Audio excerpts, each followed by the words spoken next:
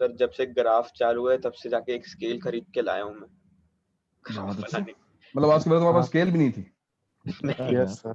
10th के बाद scale घूम गई कहीं पे। ये वो फिर लोग उसके हैं बाद जो यूज ही चल नहीं भी हुई। गई ये वो लोग हैं जो 10th के बाद जिन्होंने मैथ्स ऑप्ट किया है, इनके पास रूलर भी नहीं है। बताओ, हद है यार, हद हो गई। सर, पेंसिल सर भी नहीं। ऐसा 10th के बाद घूम गया सर, सब वो इधर उधर हो गया सामान, सारी बुक्स मैंने। तुम्हें मैंने इतनी ज्योमेट्री पढ़ाई, प्योर ज्योमेट्री के क्वेश्चंस तुमने किए थे, याद है वो? और वो जो ओलंपियाड लेक्चर्स हो रहे थे उसमें तुम डायग्राम वायग्राम पे बनाने में कभी यूज नहीं हुआ रूलर? सर मैं बैठा ही नहीं था, सिर्फ मैं फ्री लेट आया हैंड हूँ। डायग्राम्स। जो एक फ्री हैंड हाँ पेंसिल सर। से बन जाती है। नहीं, रूलर रखना चाहिए। स्किल चाहिए होता है सर, स्किल। तो डेकार्ट की स्टोरी सबने सुनी होगी। सबसे पहला क्वेश्चन, ये ध्यान रहे कि हम जिस रीजन में एंटर कर रहे हैं, जिस ज्योमेट्री का पार्ट हम पढ़ने जा रहे हैं, this is 2D geometry. Okay, it's not 3D geometry. 3D geometry में सिलेबस में है, थर्ड डायमेंशन पे हम बाद में जाएंगे। अभी सब कुछ 2 डायमेंशन प्लेन में होने वाला है। तो first question which should come to your mind is why we need 2 axes। पहला क्वेश्चन, 2 एक्सेस क्यों चाहिए? x and y, I mean why not less than 2, why not more than 2? तो more than 2 की कोई बात ही नहीं। चलो more than 2 होगा तो हमें कोई बुराई थोड़ी ना है, ठीक है, तुम ज्यादा दे रहे हो तो हमें कोई बुरा थोड़ी लगता है। But why not only 1? 2 access क्यों चाहिए? क्योंकि फिर कुछ स्टैंडर्ड एक्सेस नहीं रहेगा। मतलब मेरे लिए जो एक एक्सेस है उस पे एक पॉइंट का जो कोऑर्डिनेट है वो दूसरे एक्सेस के लिए वो कोऑर्डिनेट। सही बोला, बिल्कुल सही बोला। एक पॉइंट के लिए उसके दोनों वो कैसे बता पाएंगे एक ही एक्सेस पे? हम लोग के लिए मतलब मैंने अगर एक पर्टिकुलर डायरेक्शन में एक एक्सेस बनाया और उस पे एक पॉइंट रखा तो वो मेरे लिए वो पॉइंट का कोऑर्डिनेट कुछ और होगा, और फिर कोई दूसरा एक ही एक्सेस डिफरेंट डायरेक्शन के में बनाएगा तो उसके लिए वो पॉइंट का कोऑर्डिनेट कुछ और होगा। तब सही वो बात। स्टैंडर्ड चीज। जैसे मान ले इस वक्त जो है एक रूम में बैठा है ना, यहाँ बैठा हुआ है, और मैं तुझसे पूछता हूँ तुम कहाँ बैठा हो, मुझे तुम्हें एक्सप्लेन करना है। तुम बोलोगे मेरी जो रोड वाली वॉल है, रोड फेसिंग वॉल, वहां से मैं, परपेंडिकुलर डिस्टेंस की बात हो रही है, वहां से मैं 2 मीटर्स की डिस्टेंस पे। Will this information give me a clear idea of where are you sitting exactly? तुम्हारा वो exact point मुझे मिलेगा। मुझे ये वॉल पता है, ठीक है, this I know everything about this wall, ये किस डायरेक्शन में, I know everything about it. When you will tell me, हाँ, तो मुझे बताओगे कि मैं इस वॉल से 2 मीटर की डिस्टेंस पे हूँ, तो मैं जो इमेजिन करूंगा, मैं इमेजिन करूंगा एक पूरी line, right? All these set of points, all points are actually at the same distance. I cannot locate you at a unique location because 2 meter distance पे infinite points हो सकते हैं. That is the only reason we require 2 axes. We require 2 reference lines. ऐसा नहीं है कि मतलब ये लाइंस, अभी दूसरा क्वेश्चन वही आता कि ये राइट एंगल पर है, तो यहाँ पर एक्स एक्सिस के साथ वाई एक्सिस वाली इंफॉर्मेशन दी गई है। अगर मैं इसको किसी और एंगल पे टिल्ट करूं तो भी वो इंफॉर्मेशन सफिशिएंट होगी, but we need 2 lines which are not parallel. That is the only condition, which are not coincident. What I mean to say कि अगर तुमने एक्स एक्सिस के साथ जो दूसरा एक्सिस है वो अगर तुमने टिल्ट भी कर दिया, so I don't mind. Why? Because the moment you will give me the information like इससे आप इतने डिस्टेंस पे हैं, हालांकि यहाँ पर मेजर अब इस वाई एक्सिस के पैरेलल किया था हमेशा, बट स्टिल मैं तुम्हें समझाने के लिए बता रहा हूँ बस कि मुझे अगर ये इन्फॉर्मेशन है कि मैं एक्स एक्सिस के ऊपर हूँ इतनी डिस्टेंस पे और मैं वाई एक्सिस से इतनी डिस्टेंस पे हूँ, I have located you uniquely. Similarly यहाँ पर जब ये परपेंडिकुलर है जो हमें पढ़ना है, this is in syllabus, this is out of syllabus, ये आउट ऑफ सिलेबस है, बट जिन लोगों के पास एस एल लोनी वाली बुक होगी उनमें देखना एक चैप्टर है हमारे पास जहाँ पे टिल्टेड एक्सेस पे क्वेश्चंस हैं, बाद में आते हैं इस पे। सो 2 मीटर डिस्टेंस के बाद अगर मुझे ये भी पता है कि जो साइड वाली वॉल है ये वाली, उससे तुम्हारी distance 4 metre, so I can tell you exactly तुम कहाँ बैठे हो रूम में, and that's why we need two axes, two informations. Similarly अगर मुझे 3D की बात कर रहे होते, अब मान लो मुझे नहीं पता तुम किस फ्लोर पे हो, तो तुम बताना पड़ता ना भाई कि मैं 7th फ्लोर पे हूँ, 8th फ्लोर पे हूँ. This 2 meter and this 4 meter is not telling me कि तुम्हारी हाइट क्या है ग्राउंड से, मुझे क्या पता तुम कहाँ बैठे हो. वो जो थर्ड इंफॉर्मेशन तुम्हें दे रहे हो, तुम्हें थर्ड डायमेंशन में आ गए, तुम्हें थर्ड एक्सेस चाहिए होगा. तो जैसे जैसे डायमेंशंस इंक्रीज होते जाएंगे वैसे वैसे रिक्वायरमेंट्स हमारी बढ़ती जाएंगी, एक एक एक्सेस बढ़ता जाएगा. अज्यूमिंग कि कभी हम वी गेट रियली लकी और हम 4 डायमेंशन के बारे में डिस्कशन कर रहे हो, हम जा रहे हो वहां पर, तो डेफिनेटली किसी पॉइंट को एग्जैक्टली लोकेट करने के लिए एक फोर्थ कोऑर्डिनेट चाहिए होगा. फिर now imagining this fourth dimension is really hard. तुमने अगर वीडियोस देखे होंगे यूट्यूब पे, देखते रहते होंगे, टेसरेक्ट नाम की चीज है और उसको विजुअलाइज कराया जाता है कि how a 4 dimension being will look like. उस 4 डायमेंशन को अगर 3D में कन्वर्ट करो, प्रोजेक्शंस और उसके बारे में बात होती है, जो लोगों ने वीडियोस देखे होंगे. सर वो कार्ल सेगन का एक वीडियो था. कार्ल से एक देखा था, मतलब पुराना कार्ल वाला. सेगन का नहीं था बट दूसरा था. हाँ सर, वो डिमेंशन समझा रहा था कि अगर एक डिमेंशन का बीइंग दूसरे डिमेंशन में जाएगा तो कैसा नजर आएगा, क्या होगा. प्रोजेक्शंस भी दिखा रहा था. बिल्कुल. And we are already prepared, you know that. हम किसी डायमेंशन में, थर्ड डायमेंशन में कभी गए नहीं, हम केवल सोच सकते हैं, but theoretically we are prepared. हमको पता है कि 4D ऑब्जेक्ट होगा तो वो कैसा बिहेव करेगा, उसके साथ कैसा एनकाउंटर होगा, क्या होगा, है ना, रिएक्शन वहां से, और कैसा वो दिखेगा, उसका प्रोजेक्शन जो 3D में आएगा वो कैसा होगा. We have imagined everything about 4D almost. अब बस बचा है ये कि एक बार मिल जाए, बस फिर देखा जाएगा. एनीवे चलो, हम कहा 2D पर थे, हम 4D पे कहाँ चले गए. तो ये एक्स और वाई एक्सिस, दो एक्सिस होने का रीजन है. वाई 90 डिग्रीज राइट एंगल, क्यों, क्या रीजन है, कौन बताएगा मुझे. I told you I can choose any angle except 0 और 180. कोइंसिडेंट नहीं होना चाहिए. So I have so many choices, infinite choices. उसमें 90 ही क्यों चूज किया मैंने. Why x and y axis should be tilted at 90 degrees, क्यों. Sir easy for visualisation. Sir जो पॉइंट हम लोग ने, सर वो जो 4 मीटर y एक्सिस के साथ जो पॉइंट ऑफ इंटरसेक्शन है, y axis सर, अच्छा ये वाला कह रहे हो. हाँ सर. सर ये डिस्टेंस अगर हम लोग को पता है तो हम लोग, और अगर हम लोग को O से P का डिस्टेंस पता है तो हम लोग OB का डिस्टेंस निकाल सकते हैं ट्रिग्नोमेट्री से.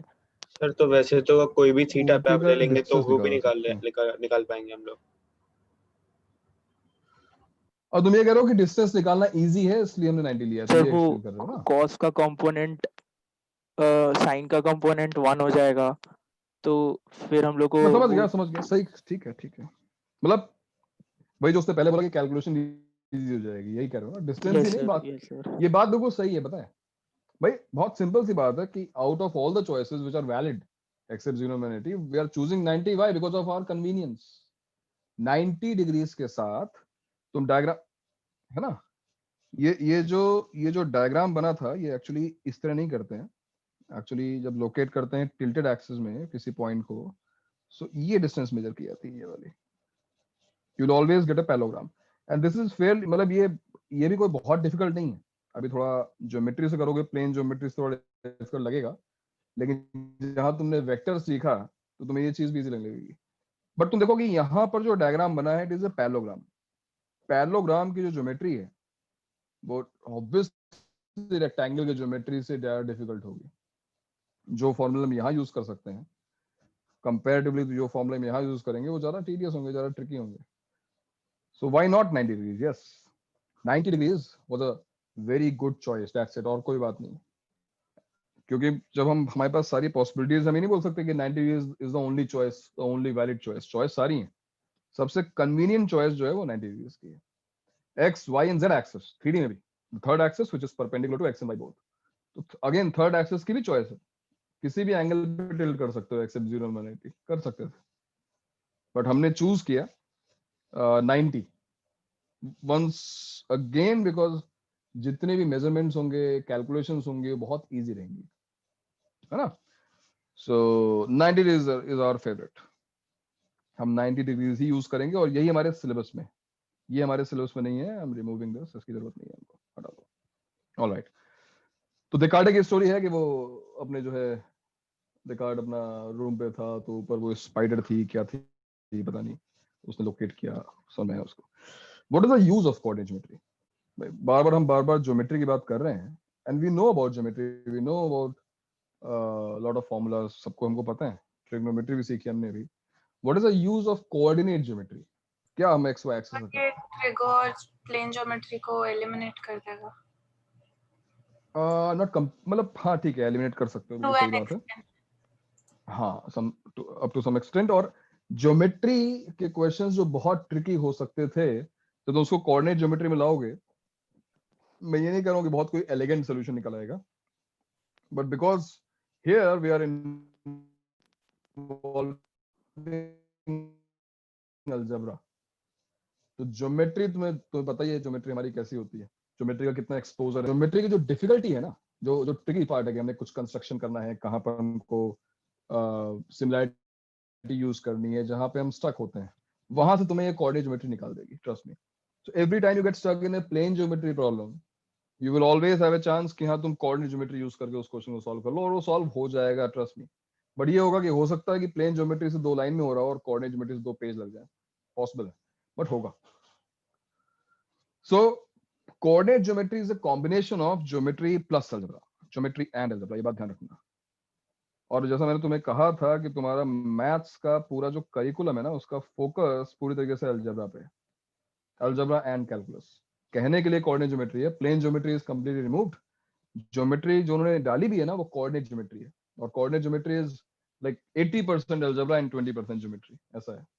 It depends on your use, अगर तुम ज्योमेट्री में कंफर्टेबल हो तुम ज्यादा यूज करो, बट पूरा ये अलजेब्रा ही है, ये मान के चलो, राइट। तो कोऑर्डिनेट ज्योमेट्री का जो कोर्स है हमारा, उसमें सबसे पहली चीज हमको जो पता होनी चाहिए वो ये है कि एक पॉइंट, जैसे मैंने इस पॉइंट को लोकेट तो कर दिया, अब ये जो मैंने एच और के लिखा हुआ है, जिसको हम एक्स कोऑर्डिनेट बोलते हैं, which is also called abscissa, है ना, यस सर। जिसको हम एच से डिनोट कर रहे हैं। What is x coordinate of a point? What is x coordinate of a point? Distance from the Distance of the y point axis, from the perpendicular Yes, distance from the yes. y axis. Perpendicular distance from y axis. In fact, यहाँ पे मैं algebraic word भी use कर लूंगा, जैसे, क्योंकि positive negative भी हो सकता है ना। Algebraic मतलब it can be positive or it can be negative. तो ये बात ध्यान रहे कि x कोऑर्डिनेट, जैसे यहाँ पर y एक्सिस से डिस्टेंस जो है वो 4 मीटर है, 4 यूनिट है। तो जो इस एग्जांपल में देखो, जो h की वैल्यू होगी वो 4 होगी। डोंट वरी, मतलब ऐसा मत सोचना कि अभी कितना फंडामेंटल सब तुझे आता ही है, अच्छी बात है आता है तो, लेकिन फिर से दोबारा देख लो, k की वैल्यू यहाँ पर, it is distance from x axis, उल्टा है, तो k की वैल्यू 2, दिस पॉइंट इज 4,2। सही बात है, ये जो तुमने पहले पढ़ा हुआ है, x एक्सिस पे 4 यूनिट्स मूव किया, y एक्सिस पे 2 यूनिट्स मूव किया। अगर तुम एक्सिस मूव कर रहे हो तो हाँ वो उसी एक्सिस पे आ जाएगा 4 and 2, बट एक्चुअली जो डेफिनेशन है वो ये है, it is distance from that axis, distance from opposite axis. X coordinate is distance from y axis and y coordinate को क्या बोलते हैं? Y coordinate is ordinate. Coordinate. हाँ, ordinate. तो ordinate जो है, it is distance from x axis. Algebraic distance, once again, algebraic distance, perpendicular and algebraic. ठीक है ना, तो ये है x coordinate and y coordinate.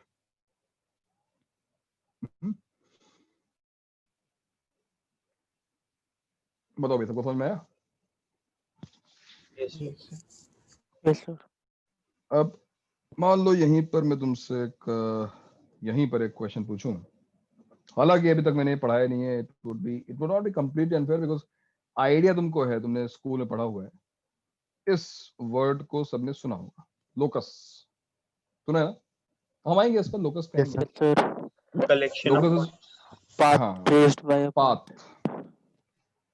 Path पता है हाँ ना, सर, पाथ, टेट में पढ़ा है पाथ, अरे पाथ तुम क्यों बोल रहे हो, पाथ बोल रहा था, sir. Path.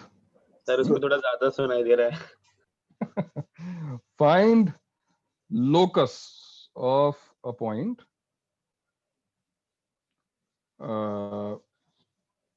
whose, yeah, for which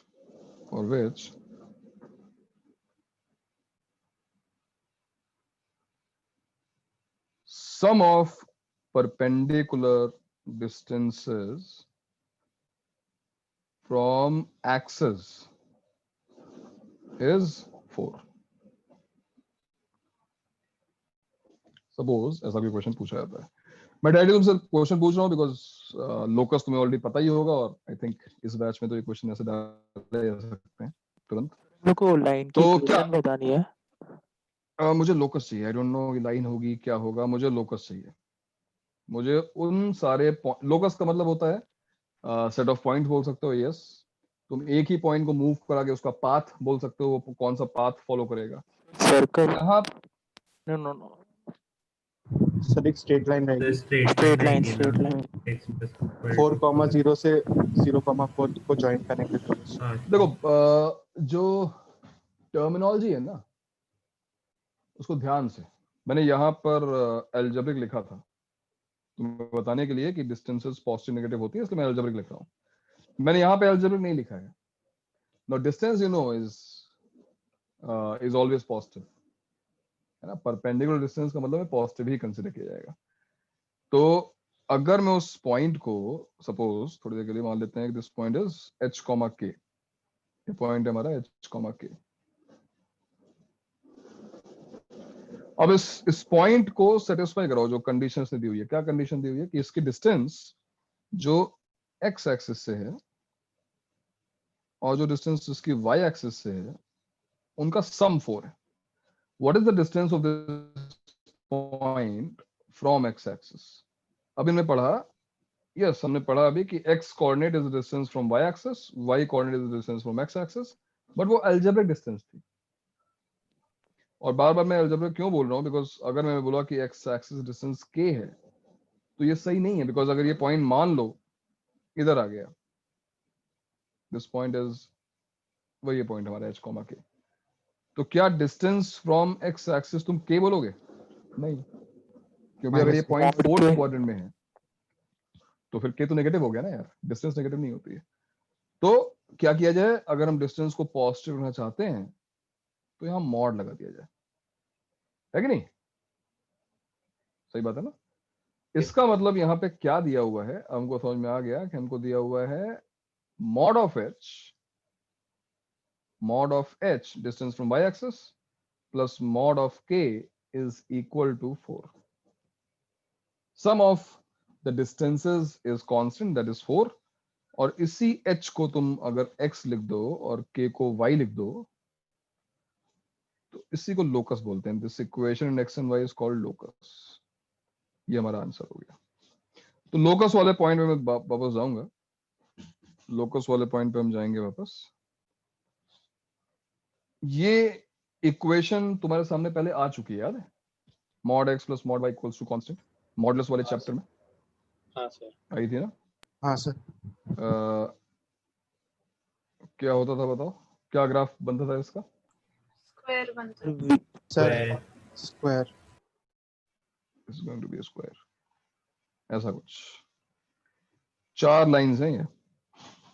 x plus y equal to 4, x plus y equals to minus 4, x minus y equals to 4 and minus x plus y equal to 4. तो this is the locus. अगर तुम geometrically चाहते हो देखना तो ये जो question था उसका आंसर है it is a square. The locus of this point will be a square. You choose any point on the boundary of this square and it will satisfy. ये पॉइंट होगा 4,0, दिस इज 0,4 minus 4,0, 0,-4। तो ऐसे locus वाले जो questions हैं वो बहुत important है।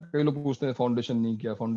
अरे क्या फाउंडेशन नहीं किया यार, तुमने थोड़ा सा कंटेंट जो पहले लोगों ने पढ़ा है तुम नहीं पढ़ा है, और एनीवेज वो रिवाइज उनका होने वाला है, वो तो दोबारा पढ़ेंगे उसको, उनको थोड़ा एडवांटेज स्टार्टिंग रहता है।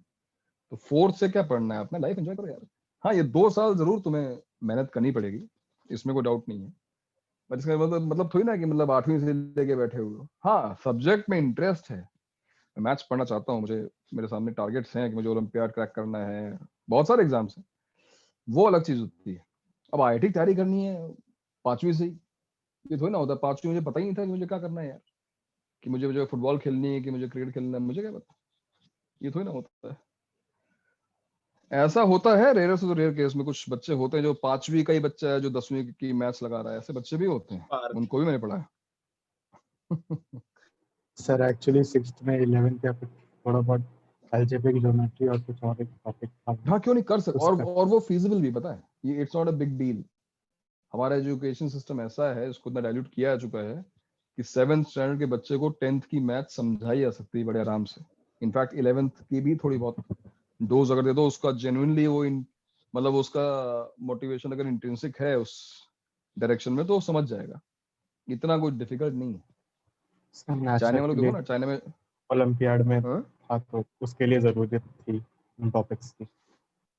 अरे ओलंपियाड में टॉपिक्स को अलग थोड़ी ना आते हैं, टॉपिक्स वही हैं, तुम देखो ना, वही प्लेन ज्योमेट्री है, वही अलजेब्रा है, वही क्वाड्रेटिक है, बस वो क्वेश्चन का लेवल वो सडनली इंक्रीज हमको लगता है बहुत ज्यादा डिफिकल्ट लगता है, बिकॉज हमने कभी काउंटर ही नहीं किया वैसे क्वेश्चंस।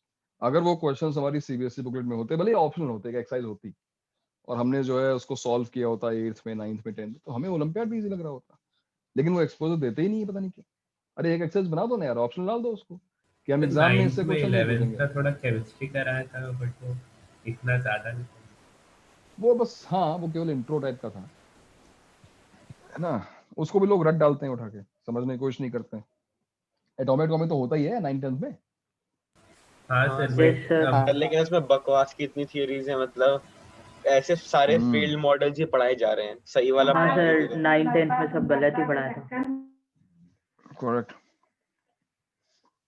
तो अब ये बताओ, मैं क्वेश्चन दे रहा हूँ डिस्टेंस फॉर्मूले पे, देखते हैं कौन जल्दी सॉल्व करता है। चलो, केवल डिस्टेंस फॉर्मूला यूज करना है, और कोई तरीका नहीं यूज करना है, अगर है तुम्हारे पास तो, ठीक है, fine. Okay, sir. Point A is 3,1 and there's this point B and this point is क्या लूं मैं इसको, ये बताओ क्या लिया जाए। 7,4 क्यों लिया मैंने ऐसा पॉइंट? क्वेश्चन ये नहीं है कि ए और बी की डिस्टेंस क्या है, ठीक है, कुछ लोग डिस्टेंस निकाल के रेडी होंगे आंसर देने को। सर हाइट और उसका डिफरेंस 4 और 3 और उससे डायरेक्टली 5 आ जाता है। क्वेश्चन ये है कि find coordinates of C if triangle ABC is equilateral.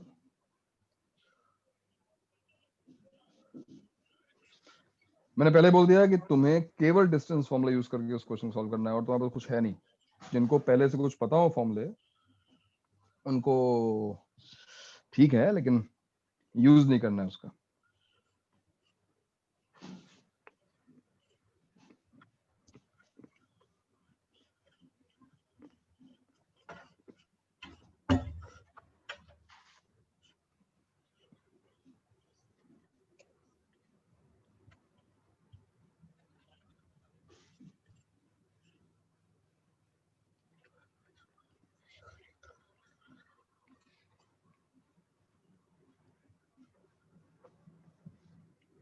इस क्वेश्चन से अलजेब्रा को समझो, बिकॉज जो क्वेश्चन ने पूछा है, इट इज अ पॉइंट, है ना। शौनक म्यूट करना।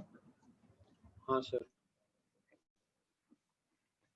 क्वेश्चन में एक पॉइंट पूछा जा रहा है, यहीं से ध्यान देना शुरू कर दो।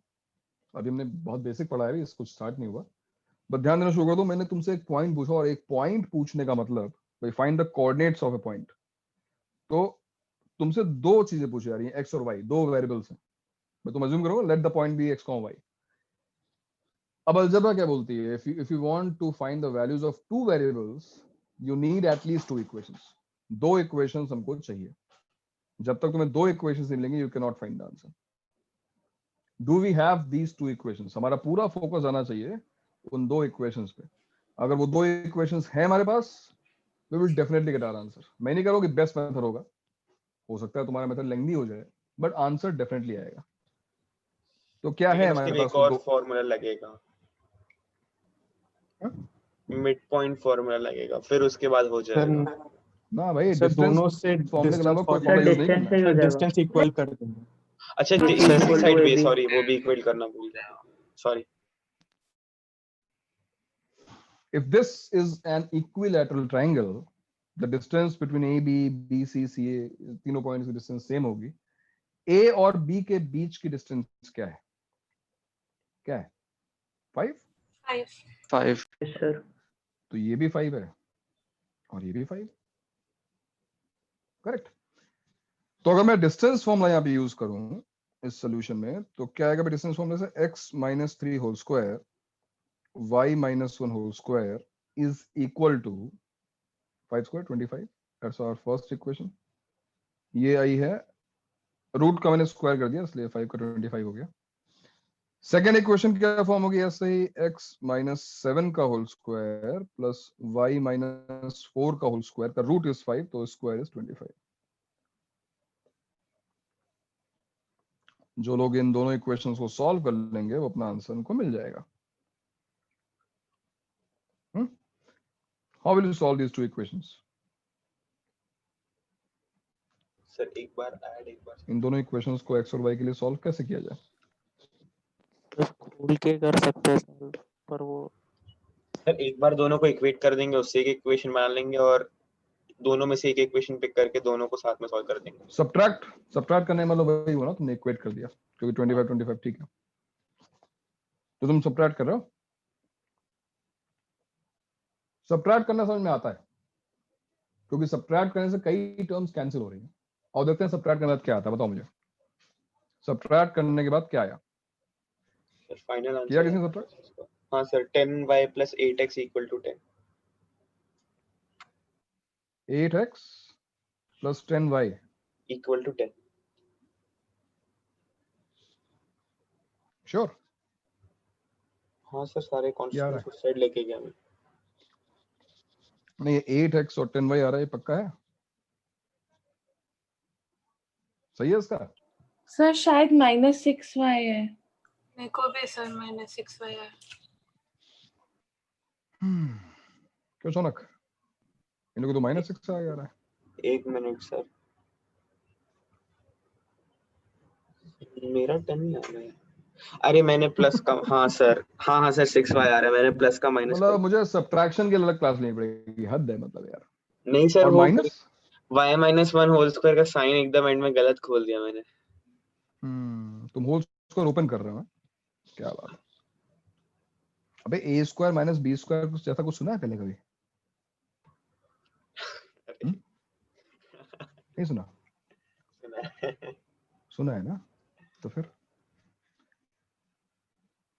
और ये माइनस क्यों आ रहा है? कुछ किन लोगों को माइनस आ रहा है भाई? सर प्लस आ रहा है. सर बस आ मैंने ना? साइड पे था, सर, मैंने प्लस। इक्वेट किया था. 8x plus 6y. ओके, और क्या आ रहा है बताओ? कांस्टेंट क्या आ रहा है? -55. -55. Minus 55. 55. Is equal to 0. Good. तो ऐसा नहीं है कि हमको आंसर मिल गया, अलजेब्रा है, हमको आंसर तो नहीं मिला, बट ये जो थर्ड इक्वेशन आई है ना, this equation will give us x in terms of y और y in terms of x. अब क्योंकि मैंने क्वेश्चन रैंडम बनाया था, डेटा उतना अच्छा नहीं बन पाया, तो इक्वेशंस थोड़ी हो सकता है गंदी आ जाए. हो क्या सकता है, दिख ही रही है गंदी आ रही है. बट इसके आगे का काम क्या है? इसके आगे तुम्हें अगर सॉल्व करना है, इन तीनों इक्वेशन से x और y निकालना है, तो यहां से मैंने कोई भी एक वैल्यू से x की वैल्यू क्या है? x की वैल्यू 55 minus 6y upon 8. इस वैल्यू को हम उठाकर डाल देते हैं फर्स्ट या सेकंड में. ऑब्वियसली फर्स्ट प्रेफर किया जाए, है ना? तो अगर मैंने इसको यहाँ सब्स्टिट्यूट किया 55 माइनस 6y अपॉन 8 माइनस 3 का whole square plus y minus 1 whole square is equal to 25. Now this is an equation which contains only one variable, which is y. It should be solved. Power तुम देख रहे हो 2 है. Power 2 होने का मतलब क्या है? क्या है पावर 2 होने का मतलब? दो रूट्स आएंगे हम लोग के पास। Yes. तो सेकंड इक्वेशन में डालना बेटर नहीं होगा? सेकंड डालना बेटर होगा? फिर x माइनस 7 है ना, तो अच्छा 56 हो जाएगा। हाँ से तो थोड़ा अंदर हाँ वाला वो भी function ठीक है। छोटा और होगा। हम लोग को दो ट्रायंगल्स मिलेंगे ये भी ऐसे। ठीक है, बिल्कुल सही बात है। सेकंड इक्वेशन सही करा, सेकंड इक्वेशन डालने से थोड़ा सा कैलकुलेशन और अच्छी हो जाएगी, तो सेकंड यूज कर लेते हैं। सब हमारे हाथ में ही है। चलो सेकंड में इसको सब्स्टिट्यूट करो और देखो जहां तक कैलकुलेशन हो पाए वहां तक कर लो यार। इतनी कैलकुलेशन तुमसे कराएंगे जेई वाले ना, इसको थोड़ा तुम्हें बुरा लग रहा होगा बट करनी तो पड़ेगी। क्या आएगा यहाँ पर? और कैलकुलेशन सही करो यार, तुम लोग बहुत मिस्टेक करते हो, कैलकुलेशन अपनी इंप्रूव करो। क्या आएगा यहाँ पर? 6 देखो माइनस 56 प्लस 55 माइनस 1 होगा, माइनस माइनस कॉमन निकाल लो। 6y प्लस 1 का होल स्क्वायर अपॉन 64, तो 64 को मल्टीप्लाई कर दो, y minus 4 whole square is equal to 25 into 64, right. From here onwards will get a quadratic in y। क्या होगी वो क्वाड्रेटिक? और क्वाड्रेटिक तक पहुंचते हैं। 64y square 100y square, very nice, ये तो अच्छा आ गया। और यहाँ से क्या आएगा? 12y, और यहाँ से क्या आएगा? यहाँ से बहुत कुछ आ जाएगा। 5 12 और क्या आएगा? 5 12 में सब्ट्रैक्ट करो 12, 500। मुझे 100y स्क्वायर माइनस 1172y। हाँ एक मिनट 1000 क्या? 1172y यार। इतना बड़ा y कैसे आ गया यार? अरे भाई माइनस 8 ही तो मल्टीप्लाई होगा इसमें। तो माइनस 512 और प्लस 12 तो माइनस 500y तो रहेगा। देखो फिर से चेक करो कैलकुलेशन अपनी। और माइनस 500 माइनस 500 आएगा। मैं कह रहा हूं तुम लोगों की कैलकुलेशन में प्रॉब्लम है यार, कैलकुलेशन सही करो बहुत जल्दी, ठीक है। अब देखो 4 square 2 power 4 2 power 6 2 power n 1024 हो गया, 1025 हो गया। दिस इज 1025 माइनस 25 इंटू 64 कितना हो गया? जल्दी, अरे तो टाइम निकल गया। 1600 करने की जरूरत नहीं। अरे करा दिया ऐसे, चलो ठीक है, सही बात है, जरूरत नहीं थी। क्या आ रही है भाई इक्वेशन? ये बताओ 100y स्क्वायर माइनस 500y। ये कोई बढ़िया तरीका भी नहीं है, बट मैं ऐसे ही कर रहा हूँ कि डिस्टेंस फॉर्मूला पढ़ा है, चलो उस पर क्वेश्चन करते हैं। क्या आ गया भाई इसका? ये क्या हो गया? सब्ट्रैक्ट करो, कितना आ गया? 575 हो गया, ठीक है। और 25 कॉमन निकाल लेते हैं ना, तो 4y square minus 20y minus 25 ना, नहीं सॉरी 23 इज इक्वल टू 0। और यहां से तो अब चलो रूट निकाल लेते हैं। रूट क्या आ रही है? y is equal to 20 plus minus square root 400 plus 368, सही लिखा मैंने? Okay, divided by 8। 768 अच्छा है क्या? नहीं, मतलब 2 रूट कितना हो गया? 2 रूट हो गया 2 रूट कितना? 142 192 पक्का? 192 और 192 में भी तो 4 है, एक और 2 निकाल लो। 48, इनफैक्ट 2 तो बहुत सारे हैं। 16 है सर। 16 है? 16√3। हाँ सर। अच्छा 16 है, मतलब 16 निकाल रहे हैं, ठीक है। तो कितना 16 रूट 16 इंटू 12 16√3 आ जाएगा पूरा। हाँ 16 रूट। क्या कह रहे हो तुम? 16√3 आ जाएगा तुम कह रहे हो? अच्छा ठीक है, सर पूरा 16 768 का 16√3। हाँ ठीक है, 16√3 आ गया। सो 20 ± 16√3/8, और ये जो भी हो गया, ये तुम्हारे आंसर आ चुका है। थोड़ा और सिंप्लीफाई कर सकते हो तुम चाहो तो, बट ये आंसर आ चुका है। और ये 2 आंसर्स हैं। आई थिंक काफी लोगों ने इमेजिन कर लिया होगा, बट हमने डायग्राम में एक ही पॉइंट दिखाया। मतलब कोई भी थोड़ा सा अगर केयरफुल नहीं रहा, उसको लगा भाई एक आंसर होगा। ज्योमेट्री से जो ज्योमेट्री विजन चाहिए हमको, कि हाँ भी देखना है कि हाँ कितने पॉइंट्स हो, कितने आंसर्स हो सकते हैं।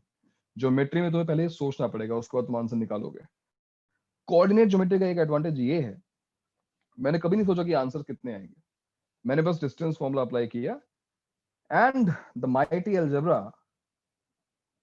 देखो अलजेब्रा में पावर तो है भाई, उसने हमको सही आंसर तक पहुंचाया। उसने बताया कि नहीं भाई, एक नहीं 2 आंसर्स होंगे, और 2 आंसर अब तुम विजुलाइज कर सकते हो कि अगर एक पॉइंट इधर हो सकता है, तो एग्जैक्टली एक पॉइंट इधर भी हो सकता है। It's called the C dash. 2 answers तो बनते हैं, और इसीलिए को 2 आंसर्स आ रहे हैं, है ना? तो वो दोनों आंसर्स अब तुम निकाल सकते हो। y की वैल्यू आ गई है, y की वैल्यू अगर हम थर्ड इक्वेशन में सब्स्टिट्यूट कर दें तो x की वैल्यू आ जाएगी, and this will give you answer. तरीका बहुत अच्छा नहीं था, बट क्वेश्चन सॉल्व हो गया।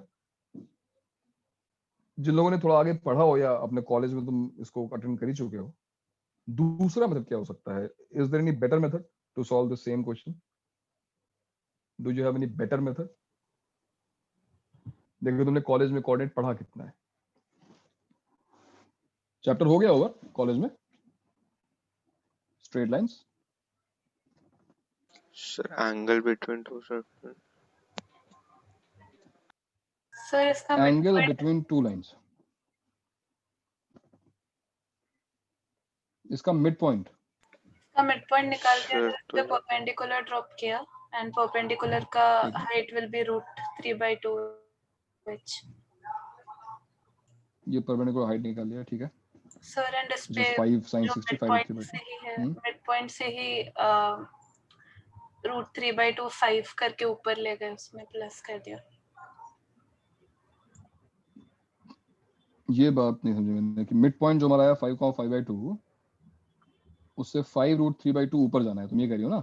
मतलब इस यस सर, अगर मुझे ये पॉइंट से ही निकालना है तो क्या करना है फिर?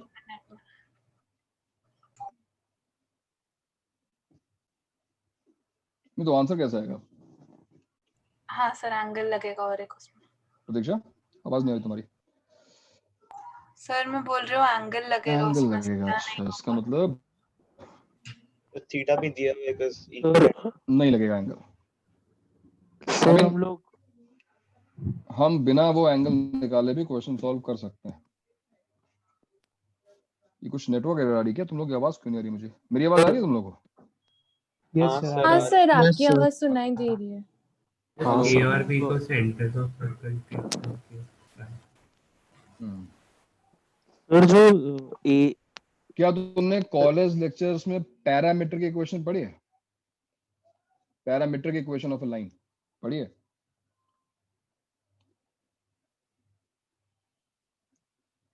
हेलो, आवाज आ रही है मेरी? हाँ सर, आ रही है। Yes sir. मुझे क्यों नहीं आ रही यार? अपलोडिंग ठीक है, डाउनलोडिंग गड़बड़ है। 3 + 5 cos थीटा। क्या तुमने स्ट्रेट लाइन की इक्वेशन पढ़ी है, और उसमें क्या तुमने पैरामीटर की इक्वेशन पढ़ी है? Parametric equation of a straight line.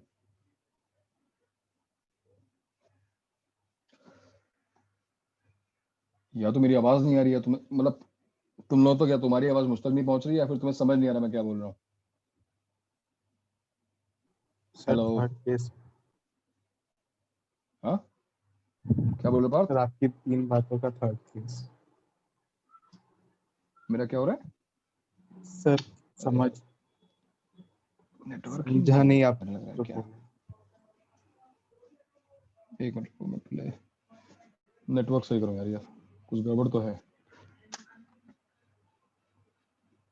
Wifi change.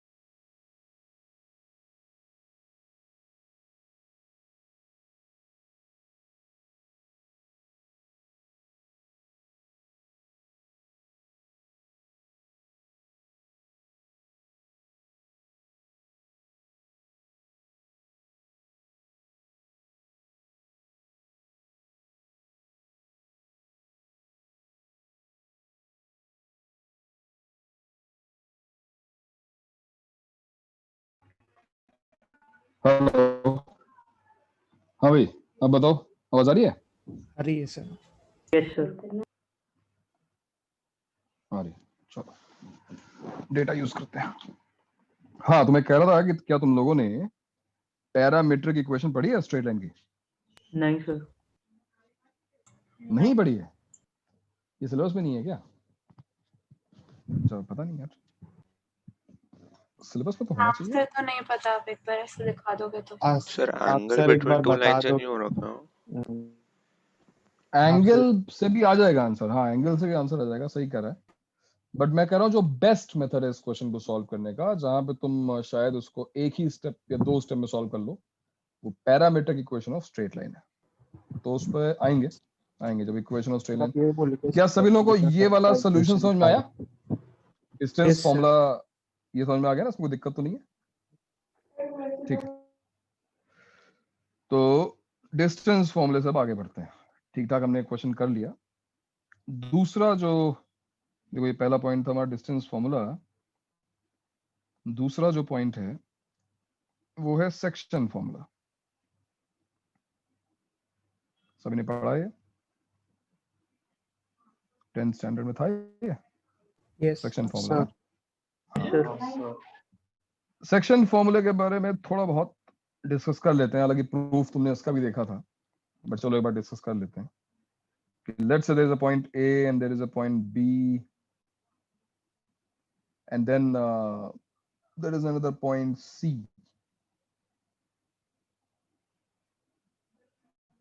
All right, so A is x1 comma y1, B is x2 comma y2, and C divides AB internally in m ratio n. मतलब AC by BC is m by n. Then point C के coordinates क्या होते हैं? क्या होते हैं भाई? Formula में पढ़ा ही हुआ है। क्या होते हैं? x इज इक्वल टू, ये m है और ये n है, तो उल्टा होता है, m इधर मल्टीप्लाई होता है mx2 mx2 mx2 plus n upon m plus n upon m plus n। upon m plus n, सही बात है।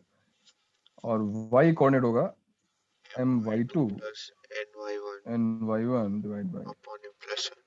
m plus n। ये वर्ड मैंने यहाँ पर इंटरनली यूज किया है। 10th में क्या दोनों फॉर्मूले थे, इंटरनली एंड एक्सटर्नली दोनों थे?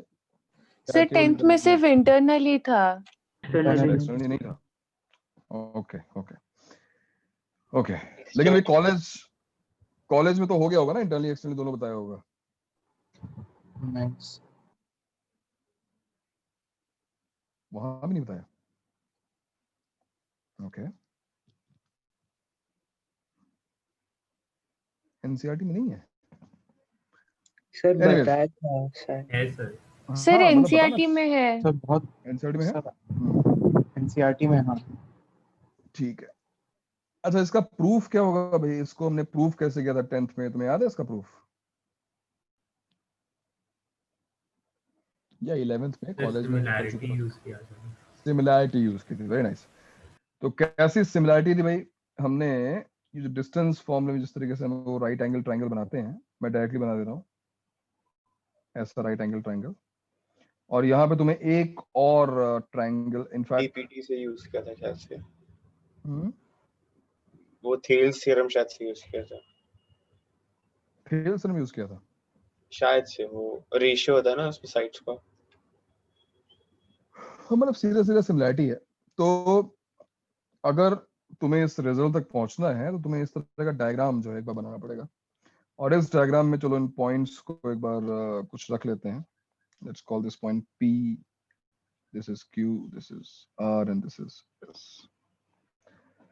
तो जो PQRS मैंने बनाए हैं इसमें हमको ऑब्वियसली, सॉरी C तो हमको पता ही, मैंने R दिया भाई। जो मैंने PQS यहाँ बनाए हैं, क्या हमारे पास उन पॉइंट्स के कोऑर्डिनेट्स हैं या हमारे पास क्या ये डिस्टेंसेस हैं? फॉर एग्जांपल क्या हमारे पास अगर हम ट्रायंगल ए क्यू सी में चले, ट्रायंगल ए क्यू सी, देख रहे हो ए क्यू एंड सी, ये तो क्या हमारे पास डिस्टेंसेस हैं? फॉर एग्जांपल ए क्यू क्या है? What is A Q? Tell me what is the length A Q? Root over x minus x1 square plus y minus y1 square.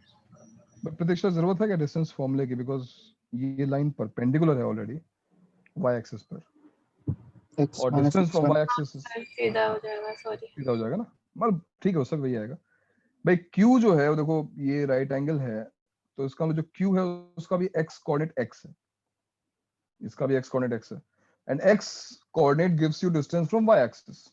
तो जो AQ होगा वो होना चाहिए x माइनस x1, हालांकि mod लगाना चाहिए मुझे, लेकिन मैंने जिस तरह डायग्राम बनाया है उसके हिसाब से वो डिस्टेंस पॉजिटिव है। AQ के बाद क्या हमारे पास CQ है? टेल मी, क्या हमारे पास CQ है? CQ ध्यान रहे, Q का हाँ, y कोऑर्डिनेट क्या है? y1 y minus y1 It should be y minus y1. Okay, अब आ जाते हैं ट्रायंगल APB पे, ट्रायंगल APB जो बड़ा वाला ट्रायंगल, राइट एंगल ट्रायंगल। इस बड़े वाले ट्रायंगल में क्या हमारे पास AP है? What is the length of AP? देखो AP ये पूरी, x2 minus x1 it is x2 minus x1 because जो P है वो B के साथ है ना, ये देखो जो वर्टिकल लाइन जा रही है जो x एक्सिस के परपेंडिकुलर है। सो AP is x2 minus x1, and what about BP? y2 minus y2 y2 minus minus y1 y1 और क्या रीजन है कि मैंने इन दोनों ट्रायंगल्स को लिया और उनकी साइड्स की लाइन निकाली? बिकॉज दोनों these two similar triangle are similar है। definitely similar. similar. तो triangle AQC is similar to triangle APB, और जैसे तुम सिमिलैरिटी यहाँ पे यूज करोगे you will get your answer, हो जाएगा ना। AQ upon AP is equal to CQ upon BP। तुम्हें यहां से क्या मिल जाएगा? x और y में एक, अभी तुम्हें x y में एक रिलेशन मिलेगा, और उसके बाद जब तुम थर्ड साइड में करोगे रेशियो, थर्ड साइड क्या है इसकी? देखो थर्ड साइड जो हाइपोटेन्यूज है, यहाँ पे AC विच इज AC की लेंथ हम नहीं है, चलो ठीक है, बट AC बाई AB क्या होगा? चलो हम यूज कर ही लेते हैं, इसको प्रूफ कर डालते हैं पूरा। तो since triangle AQC is similar to triangle APB, तो साइड्स का रेशियो देखो, AQ upon AP should be equal to CQ upon BP, and this should be equal to AC upon AB. AC upon AB हाँ, and what is AC upon AB? देखो ना, ये M ratio N है, AC और BC, तो AC upon AB क्या होगा? M upon m by m plus n M plus N। क्यों भाई, सही है ना ये? और जैसे ही मैंने यहाँ पर AQ की वैल्यू डाली x माइनस x1, AP डाल दिया, AP क्या था? x2 माइनस x1, और उसको इक्वेट कर दिया इससे m upon m plus n से, आई विल गेट x, और ऐसे y minus y1 which is CQ divide by y2 minus y1। इन दोनों को इक्वेट किया तो हमको y मिल जाएगा। तो ये रहा तुम्हारा डेरिवेशन, जो कोई पूछेगा नहीं क्योंकि बहुत बेसिक है, तुम्हें बस सेक्शन फॉर्मूले को याद रखना है। सेक्शन फॉर्मूला बहुत जगहों पे काम में आएगा तुम्हारे। प्रूफ तुम्हारी चॉइस, तुम नोट करना चाहो तो नोट करो, अदरवाइज नहीं करोगे चलेगा, कोई मुझे दिक्कत नहीं है। बट यहाँ पे मैं बार बार अंडरलाइन कर रहा हूँ एक वर्ड को, और वो है इंटरनली। और तुम लोग कह रहे हो कि कॉलेज में कवर नहीं किया, 10th में नहीं था, तो ये तो 10th में था, तो शायद रिवाइज हो रहा है, तुम्हें ऑलरेडी पता है, अच्छी बात है। जो 10th में नहीं था, जो तुमने नहीं अभी तक कवर किया, अब उस चीज को ध्यान से देखना। What if this point C divides AB externally? इस बात का मतलब क्या हुआ? C divides AB externally in the same ratio m/n. इस बात का क्या मतलब है? उसी जिस पॉइंट पे वो लाइन पे है, उसी के जस्ट ऊपर है, कहीं पे भी। AB को ज्वाइन करने वाले लाइन से आगे हाँ, B के AB को एक्सटेंड करने पे AB एक्सटेंडेड। तुलना अगर A और B के बीच में नहीं है, अब वो जो पॉइंट है वो A और B के बीच में नहीं है, एक्सटर्नल AB पर है, मतलब AB को अगर मैं एक्सटेंड करूं,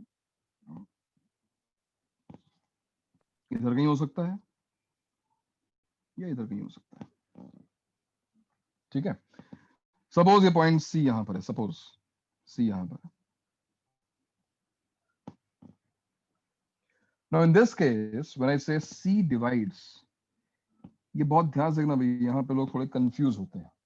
मैं चाहता हूँ आप लोग बेसिक चीजों में कंफ्यूज ना हो, थियरी ठीक से पढ़ो, हर एक टर्म को समझो। एक्सटर्नली का मतलब क्या हुआ, तो C डिवाइड से भी, अब ये थोड़ा सा यहीं पे थोड़ा सा मतलब ये चीज काउंटर इंट्यूटिव है कि C तो बाहर है, तो how is C dividing AB? How is C dividing AB? मतलब ये सेंस नहीं बना रहा ना कि C तो बाहर है, तो इसीलिए उसको बोलते हैं external division. What is M ratio N? Can you tell me?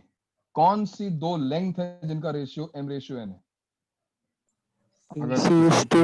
AC and BC। ये चीज चेंज नहीं हुई।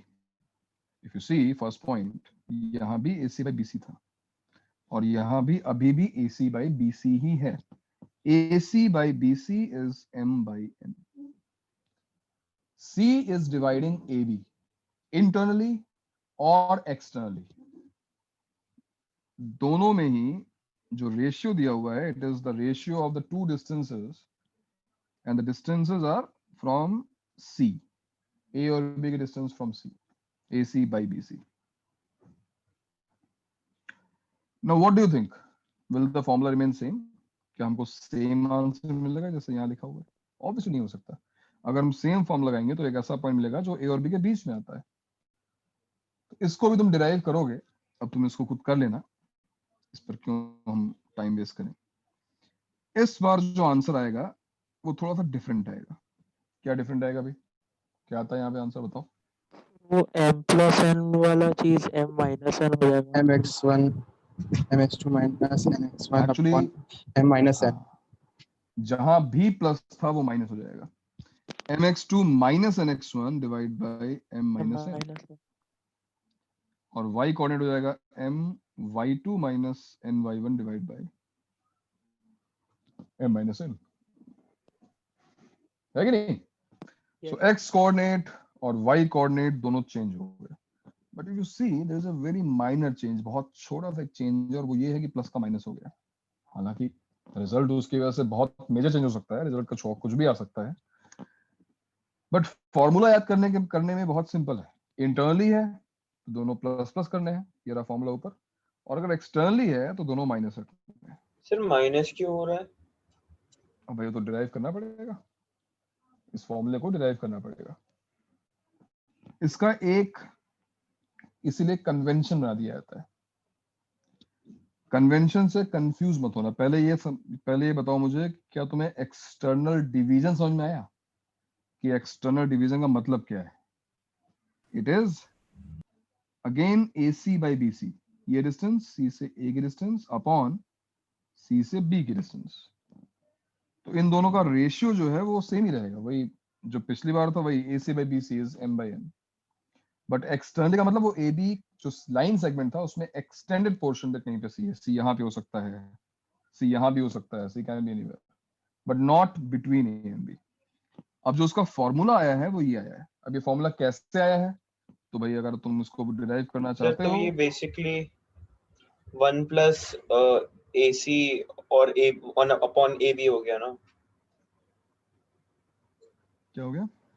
1 प्लस AC अपॉन AB, अगर हम इसको उल्टा करके लिख देंगे BC अपॉन AC,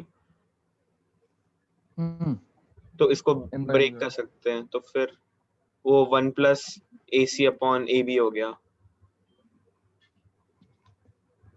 किसको ब्रेक कर रहे हो? सर CB को? BC को मैं AC और AB में ब्रेक हाँ कर रहा ठीक है, ठीक है, ठीक है, वो ठीक है, बट उससे फायदा क्या हुआ? हूँ। सर उससे साइन चेंज नहीं होगा क्या, जैसे 1 ऐड करने पे हो जाता है चीजों पे कभी कभी? हाँ तुम 1 सीधा ऐड करो ना, M plus N by N आ जाएगा, उसमें उससे कोई फायदा तो नहीं ना हुआ। बस इतना होगा, अगर तुम AC बाई AB लिखोगे तुम इंटरनल फॉर्मूला यूज कर सकते हो। चलो अभी आएंगे। ये फॉर्मूला याद करने के लिए एक कन्वेंशन बना दिया गया फिर, और बहुत लोग इसमें कंफ्यूज रहते हैं। मेरी बात ध्यान से सुनना।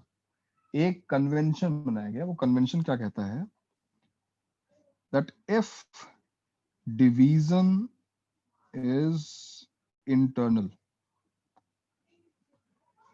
M by N is considered positive in, let's call this पहला फॉर्मूला, इसमें M और N positive, but if this division is external, M by N is considered negative in the same equation. मेरी बात समझ में आई? ये कन्वेंशन समझ में आया? किसी ने अपनी स्मार्टनेस दिखाई और उसने कह दिया कि भाई जब इंटरनल सेक्शन फॉर्मूला यूज कर रहे हो तो M by N जो रेशियो उसको पॉजिटिव लो, और जब तुम एक्सटर्नल डिवीजन कर रहे हो तो इसी M by N को नेगेटिव ले लो। लेकिन पॉजिटिव नेगेटिव लेने के बाद डालो उसी फॉर्मूले में जो तुमने डिराइव किया, क्योंकि अगर तुम M by N को नेगेटिव ले रहे हो, तुम M by N को अगर नेगेटिव ले रहे हो, उसका मतलब क्या हुआ कि दोनों में से किसी एक को माइनस कर रहे हो, राइट? भाई M by N negative, M by N negative कब होगा? जब M पॉजिटिव होगा या N नेगेटिव होगा, या फिर other way around, M negative हो N पॉजिटिव हो। तो वो ये कह रहे हैं भाई कन्वेंशन कि आप, जैसे मैंने यहाँ पे देखो फॉर्मूला जो आया, इसको तुम इस तरीके से पढ़ सकते हो ना, mx2 minus nx1 upon m minus n को हम इस तरीके से भी देख सकते हैं, mx2 plus minus n into x1 divided by m plus minus n। क्या मेरी बात समझ में आ रही है?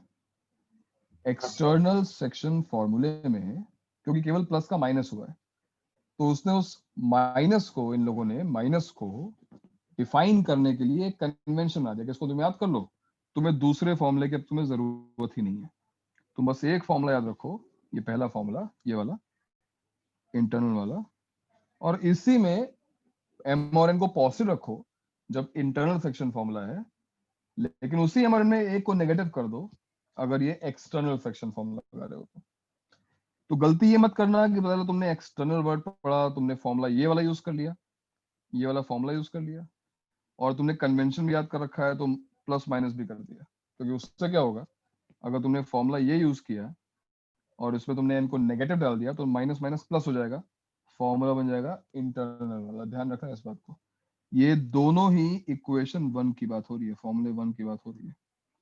1 में ही n को m by n को पॉजिटिव रखना है तो इंटरनल के लिए रखना है, और m by n को नेगेटिव रखना है फॉर एक्सटर्नल सेक्शन फॉर्मूला। ये समझे? कन्वेंशन समझ में आया? चलो इस पर तुरंत एक क्वेश्चन करते हैं, थोड़ा सा और कंफ्यूजन कम होगा, बट कंफ्यूजन होना नहीं चाहिए बिकॉज 50% तुमने पढ़ा हुआ है 10th स्टैंडर्ड में कॉल लेक्चर्स में। ये एक्सटर्नल वाली चीज थोड़ी नई हो सकती है, अभी वो क्वेश्चन करते करते तुम्हें क्लियर हो जाएगी। For example find the points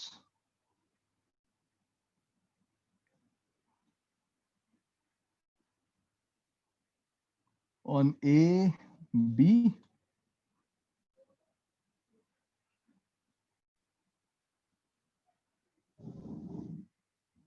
which divide AB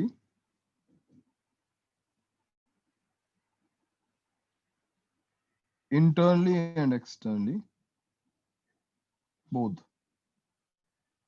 in 1:2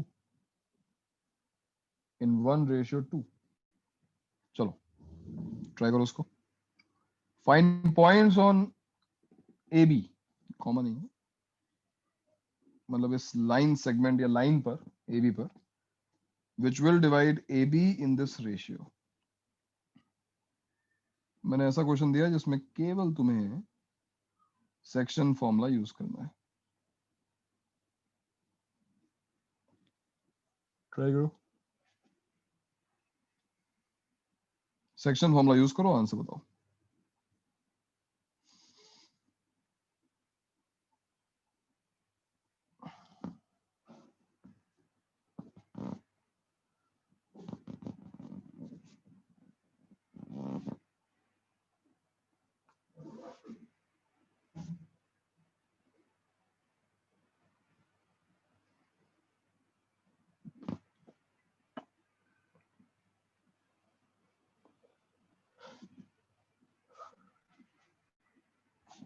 internal friction form लगाया, ए और बी के बीच में पॉइंट मान लो पी आ रहा है, तो क्या रहे पी के कोऑर्डिनेट्स बताओ भाई, क्या है पी के कोऑर्डिनेट्स? 11/3, 7/3. 11/3, 7/3. सबका आ रहा है ये? अगर ये 1:2 है, ध्यान रहे 1 from A and 2 from B, तो friction formula 7/3 or 5/3? 7/3 and 5/3. Yes, 7/3. भगवान, मतलब यार अब सेक्शन फॉर्मूले में गलती करना है, it was the last thing I, मतलब हद हो गई यार, क्यों करते हो ऐसा यार, मतलब इतनी सिंपल सी कैलकुलेशन मिस्टेक सर और एक्सटर्नली का 1 और 1. एक्सटर्नली का देखते हैं अभी क्या रहा है इसका आंसर. 7/3 कितना साफ है डायरेक्ट, इसने 2/1 इसने एक्चुअली 2:1 कर दिया, उसकी वजह से आंसर गलत हो गया. भाई इस चीज को ध्यान रखो, जब 1:2 है और मैंने ए और बी बोला है, तो 1 ए की साइड होगा और 2 जो है वो बी की साइड होगा, और फॉर्मूले में हमेशा ये क्रॉस होता है, देखो 1 इधर मल्टीप्लाई होगा, 2 इधर मल्टीप्लाई होगा, ठीक है. Yes. 7/3, 5/3, बहुत अच्छी बात है. और 1,1/3 externally. 1,1/3, 3 कैसे आ गया बे? डिनोमिनेटर में 3 आ रहा है. नहीं सर, मुझे अलग है. कमाल की बात है. अब देखो भाई ध्यान से देखो, मुझे लग रहा है कि शायद यहाँ पर अब थोड़ी सी तुम्हें हेल्प, मुझे ये लग रहा था कि शायद हम 10th की पढ़ाई कर रहे हैं तो करते जाते हैं, बट ठीक है. तो यहाँ पर आया 1 into 5 plus 2 into 1 divided by 1 plus 2, ये फॉर्मूला यूज किया. फिर 1 into 3 plus 2 into 1 divided by 1 plus 2.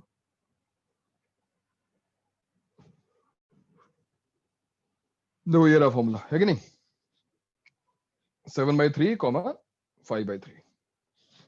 अब जब तुम एक्सटर्नली के लिए फॉर्मूला यूज करोगे तो दो तरीके हैं, या तो तुम ये कन्वेंशन यूज कर लो, तुम बोलो कि नहीं ये रेशियो 1/2 नहीं है, ये रेशियो -1/2 है, मतलब एक को माइनस रख दो इसी फॉर्मूले में, या फिर एक्सटर्नल फ्रिक्शन फॉर्मूले का तुम पढ़ चुके हो, ये रहा फॉर्मूला, उसको याद करो, बीच में माइनस लगाना है. बीच में माइनस लगाना है तो कुछ विजुलाइज नहीं करना, कुछ सोचना नहीं है, सीधा फॉर्मूला अप्लाई करो. क्या आएगा देखो, 1 into 5 minus 2 into 1 divide by 1 minus 2.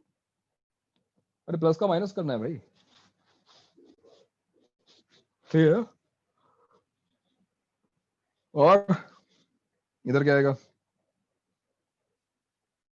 1 into 3 minus 2 into 1 divide by 1 minus 2. ये करो ना, गलत नहीं करना है. अब जो भी तुम गलती कर रहे हो सीखो, मैंने जैसे लिखा है कुछ नहीं किया मैंने. इंटरनल वाले फॉर्मूले में जहां पे प्लस था वहां पे मैंने माइनस कर दिया, दैट्स इट. जहां जहां प्लस था वो माइनस कर दिया. तो क्या आंसर आएगा बताओ?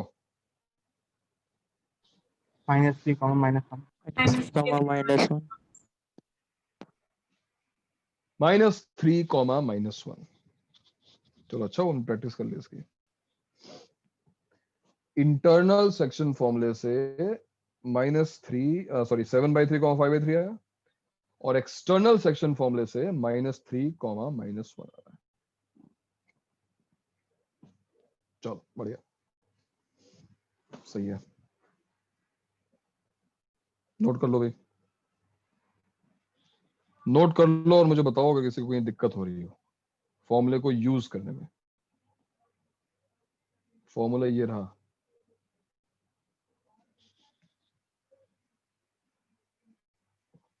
mx2 - nx1 upon m - n। जब हमने रेशियो नेगेटिव अज्यूम किया तो उसमें हम लोग ने m को माइनस वाले क्यों नहीं डाल दिया? डाल दो ना। -1 × 5 + 2 × 1 डिवाइड बाई -1 + 2, क्या आएगा आंसर? -3। बेसिकली तो माइनस कॉमन निकाल लो ना, न्यूमरेटर से और डिनोमिनेटर से, तो बात तो सेम ही रहेगी ना। हाँ सोना। So answer is -3, -1। चलो बढ़िया, एक और क्वेश्चन करो भाई, अब तो डाउट क्रिएट हो गया है थोड़ा सा। हम लोग एक क्वेश्चन और ट्राई करते हैं।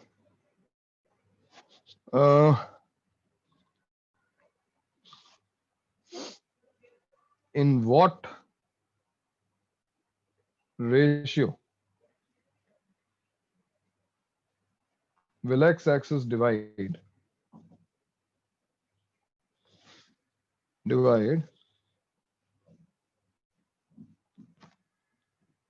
the line formed by joining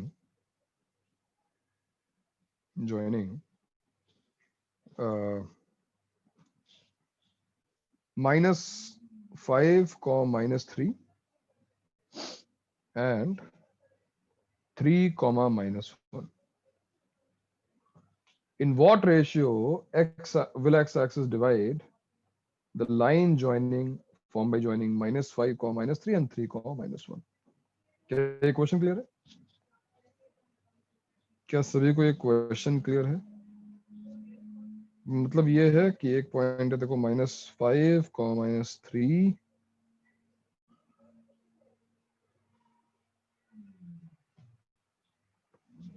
और फिर एक पॉइंट है 3,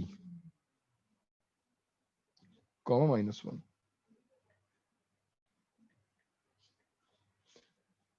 तो ये जो लाइन बनी है एक्सटर्नली कट करेगा। क्या हो रहा बात, क्या आंसर है? सर एक्सटर्नली कट करेगा। एक्सटर्नली कट करेगा, तो बात सही है। -3 कह रहे हो? चलो देखते हैं। अब डायग्राम बनाने से ये बिल्कुल सही बात है, डायग्राम बनाने से क्लियर तो हो गया कि अभी एक्स एक्सिस इसको कट नहीं कर रहा है, कट करवाने के लिए उसको एक्सटेंड करना पड़ेगा, राइट? ये मान लो कट कर रहा है, पॉइंट आर पे कट कर रहा है, तो तुम्हें कौन सा रेशियो चाहिए? तुम्हें चाहिए P R upon Q R, distance of P from R upon distance of Q from R. अब बताओ ये फाइंड कैसे किया जाए, ये रेशियो कैसे फाइंड किया जाए? सर अगर x एक्सिस को कर रहा है तो वो उसका कोऑर्डिनेट x, 0 होगा, तो हम 0 y कोऑर्डिनेट से निकाल देंगे। तो एक वेरिएबल हो गया और रेशियो ले रहे हैं तो ओके। तो r का जो तुम कह रहे हो कोऑर्डिनेट होगा वो होगा मान लो x1, 0, ठीक है? Yes sir. x1 तो चलो हमको नहीं पता, हमको अभी x1 नहीं पता, बट हमको ये कंफर्म्ड है कि भाई जो y कोऑर्डिनेट होगा वो 0 होगा। अगर y कोऑर्डिनेट 0 है तो section formula y is equal to होगा mx2 plus nx1 upon m plus n। अब अगर हम ये फॉर्मूला यूज करें और y को यहाँ पे 0 सब्स्टिट्यूट करें तो क्या आंसर आएगा? और देखते हैं m, व्हाट इज x2? ध्यान रहे, ये x1 y1 है सर और वो x2 y2। x हाँ सर x2 नहीं y2 y सॉरी रहेगा। y तो होगा y2 my2 and y1। हाँ तो y2 क्या है? y2 is -1 -1, y1 is -3, divide by m plus n, ठीक है, तो क्रॉस मल्टीप्लाई भी 0 हो जाएगा। So what is the value of m by n?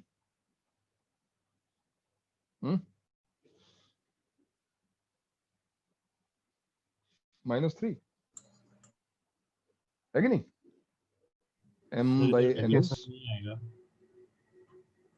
Negative नहीं आएगा। मतलब m माइनस n नीचे और my2 माइनस n y1। नहीं देखो, फिर वही बात है, ये डायग्राम बनाने में हमने जो एफर्ट लगाया, टाइम कंज्यूम हुआ, क्या उसकी जरूरत थी? तुम सही कह रहे हो कि भाई मैंने एक बार देख लिया कि एक्सटर्नल है तो मैं एक्सटर्नल सेक्शन फॉर्मूला यूज करूं, बट मैं कंसीडर कर रहा हूं कि मुझे अभी डायग्राम बनाया ही नहीं मैंने। मुझे इतना पता है कि जो पॉइंट आएगा वो एक्स एक्सिस पे है, उसका वाई कोऑर्डिनेट 0 होगा। मैंने सीधा अपना इंटरनल सेक्शन फॉर्मूला यूज कर लिया। The answer I will get is -3। Convention देखो, if m by n is negative, division is external.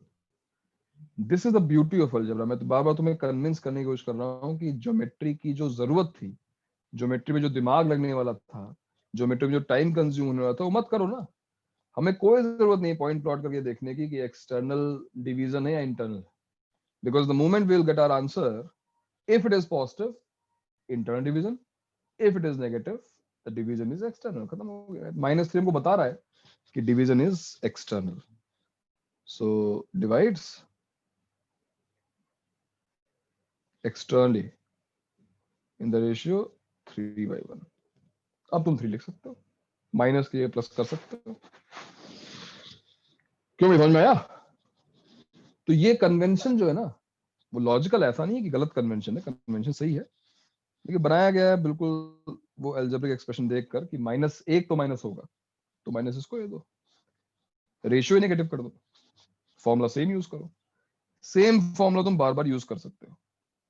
भाई कई लोग कंफ्यूज होते हैं ना कि कौन सा फॉर्मूला यूज करें, इंटरनल यूज करें या एक्सटर्नल यूज करें। तो उन लोगों के लिए बता दूं कि तुम्हें हमेशा इंटरनल सेक्शन फॉर्मूला ही यूज करना है।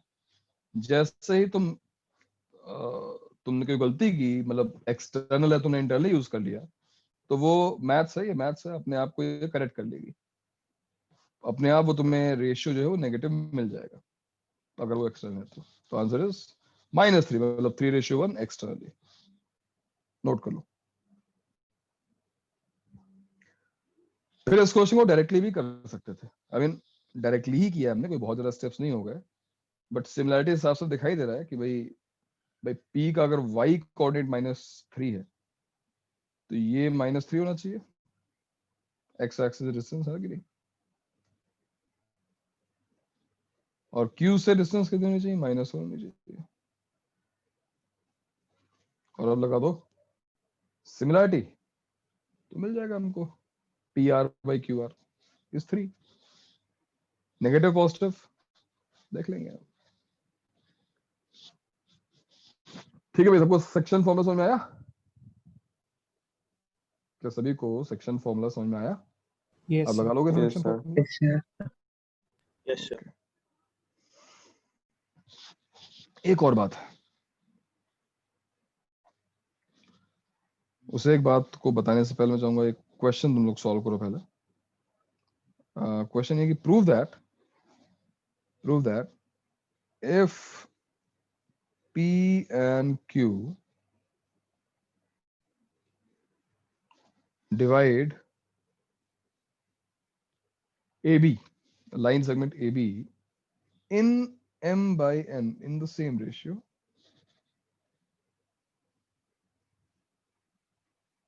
internally and externally,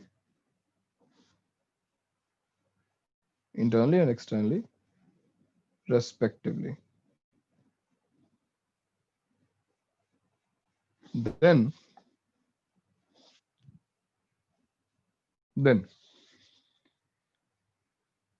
QA, QP and QB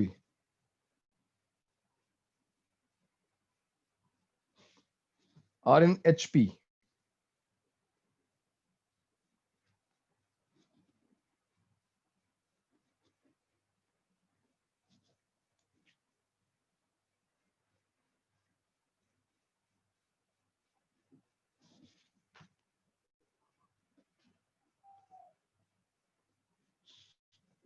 तो कुछ ऐसा हो गया कि ये AB है, मान लो AB को कोई पॉइंट P है जो इंटरनली डिवाइड कर रहा है रेशियो में, और इसी AB को एक पॉइंट Q है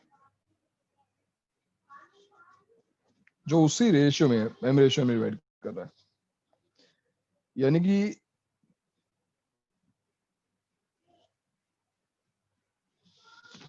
PA by PB is M by N and QA by QB is also M by N minus reference के लिए ले सकते हो कि वो एक्सटर्नल है।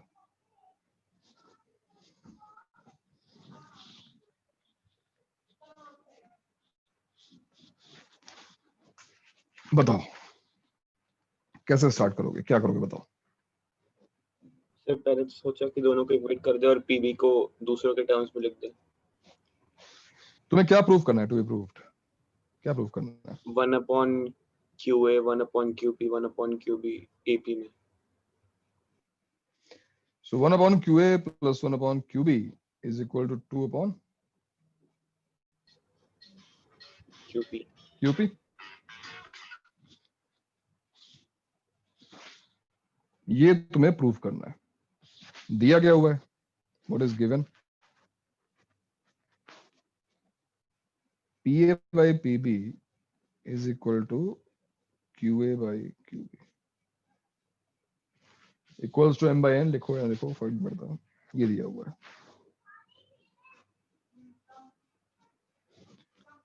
जिस रेशियो में P डिवाइड करता है उसी रेशियो में Q डिवाइड करता है।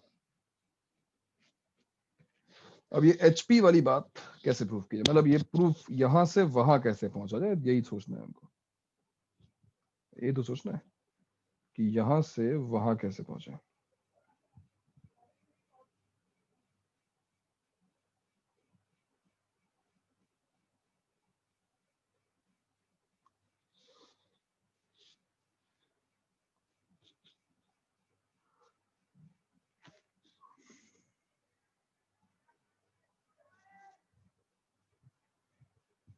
आया किसी को? सर जो हमें प्रूफ वही करना है उसको हम अगर थोड़ा सा भी एडजस्ट कर ले जैसे। सर वही PA को QP माइनस QA लिख दिया एंड PB को QB माइनस QP लिख दिया। QP माइनस QA और PB को लिख दिया QB। हाँ, QB माइनस QP। ओके, उसके बाद सब खोल के अभी बस इतने सोचा है, अभी खोलना पड़ेगा। अच्छा सोचा तुमने, बहुत बढ़िया। और अगर मतलब QA अगर हम M टाइम्स X और QB को N टाइम्स X देके वैसे भी हो जाएगा। वो भी हो जाएगा। तुम्हारा जो तुमने सोचा, देखो इसके बाद कुछ खास नहीं करना है, क्रॉस मल्टीप्लाई ऐसा करना है। QP minus QA upon QA is equal to QB minus QP upon QB, और इसको स्प्लिट कर लो तो QP by QA minus 1 is equal to 1 minus QP by QB। तो क्या गया इससे?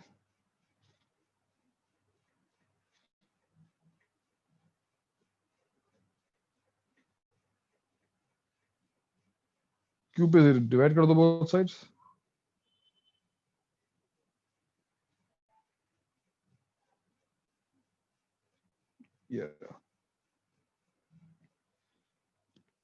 हो गया प्रूफ, समझे? If 2 points divide a line segment in the same ratio, then but one internally and other one externally, दोनों इंटरनली हुए तो पॉइंट ही कोइंसाइड कर जाएंगे, या एक्सटर्नली हुए तो then these three distances will be in HP. How interesting. कितनी interesting बात है कि नहीं, कि एक पॉइंट दूसरा पॉइंट अगर सेम रेशियो में डिवाइड कर रहा है तो जो डिस्टेंसेस हैं वो हार्मोनिक प्रोग्रेशन में आ जाती हैं। कमाल है सर, क्या मतलब ऐसे क्यों हो रहा है, ऐसे इतना अच्छा रिलेशन कैसे बन रहा है? और इसीलिए यहाँ पे एक वर्ड भी है, इसको इसकी डेफिनेशन है ये, this is called harmonic conjugate. What is harmonic conjugate? What are harmonic conjugates? ये by definition जो हमने यहाँ पे देखा, P and Q are harmonic conjugates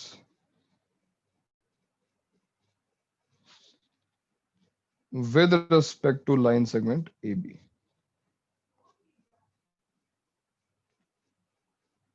If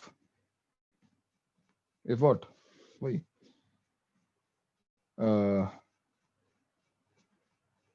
QA, QP, QB are in HP, or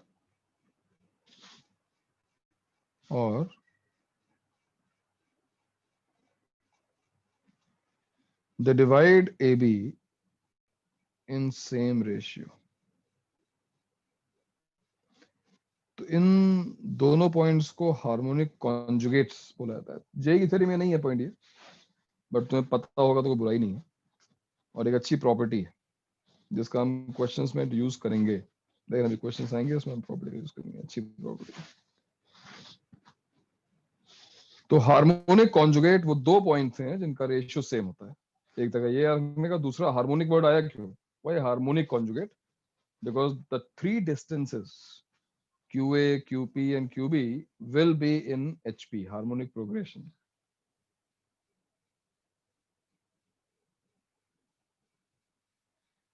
समझा ये? हाँ सर। आज इतना ही रखते हैं यार, आज हो नहीं पा रहा है,